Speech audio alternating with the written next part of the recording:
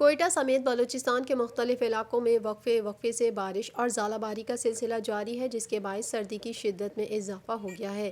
محکمہ موسمیات کا کہنا ہے کہ مغربی ہواؤں کا سلسلہ بلوچستان میں داخل ہو گیا ہے، جس کے باعث بلوچستان کے ضلع کوئٹہ، شیرانی، روب، موسی خیل، قلعہ سیف اللہ، پشین، قلعہ عبداللہ، مستونگ، نوشکی، قلات، خزدار، واشک، خاران، پنجگور، کیچ، آوران، لسپیلا، چاغی اور گوادر میں جمعرات تک گرج چمک کے ساتھ بارش کا امکان ہے، جبکہ شمالی اضلاع میں برف باری بھی ہوگی۔ پی ڈی ایم اے نے برف باری اور بارش کی صورت میں ہیوی مشینری الرٹ کرتے ہوئے متاثرہ اضلاع کے ڈپٹی کمشنرز کو ہنگامی صورتحال سے نمٹنے کے لیے ایڈوائزری جاری کر دی ہے۔ اس کے ساتھ ہی شہری سے غیر ضروری سفر سے اجتناب کی اپیل کی ہے۔